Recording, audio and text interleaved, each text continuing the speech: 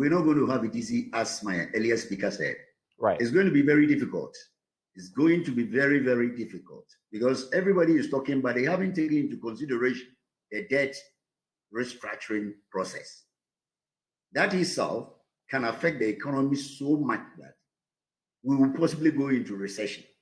And when you go into recession, it will take a long time for you to come up, especially from outside of the world. Everybody thinks that the economy is going to turn. The speaker now has done very well. I think the nearest we can come to a point will be 2 to 3 years.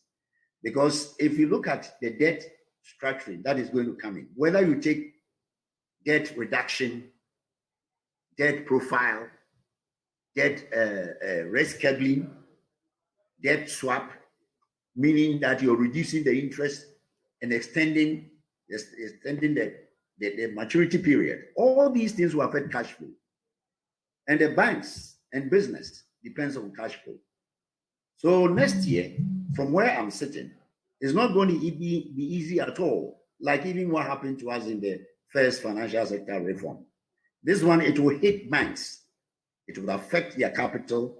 The governor said recently that... You're saying the debt restructuring will affect banks and their capital. How exactly? Yes. Let me use one example.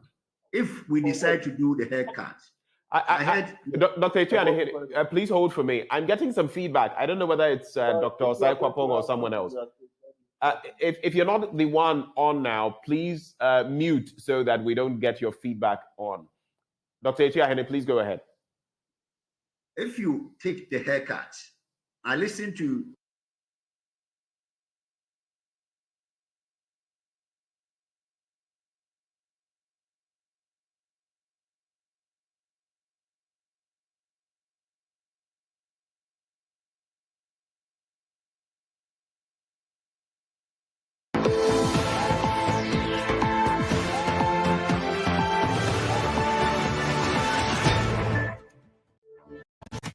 of the 1 billion.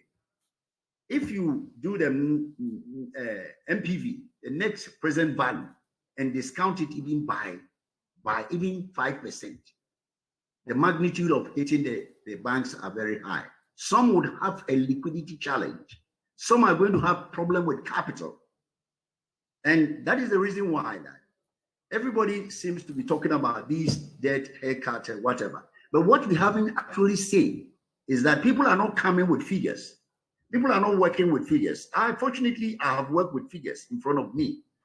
And even if I assume even 10% of the bank's holding, if I tell you the figure, you ask me what is going to happen. Do share. Do share. We need to know these things. Do share with us. Yes, I use the MPV values and the 10% which the Bretton Woods institution do in doing the net present value. And I tell you, if I do 10% of the haircut, it's 33 billion. 33 billion bondholders' losses. Did you say 33 million? Did you say 33 million or 33 billion? And which currency are we looking at? I'm talking about cedis. The total bond is 160.1 billion cedis. Right. And the banks are holding close to 51 billion. If you do the net present value and you use even 10% to do it, you're going to have a challenge. That's why I'm saying that next year, the banks will not even be able, if we apply these things that we're talking about, will not even have enough liquidity unless Bank of Ghana begins to bail them out. Enough capital. That is why if you read the literature, the IMF has said critically that anytime you're doing this, be very careful about the banks, because the banks will not be able to do business as usual. If you take the debts rescheduling, where you shift the goalpost to the end by not paying people's return, that one too, you're going to hold on to people's interest income. So if you defer the interest, they're not going to get interest.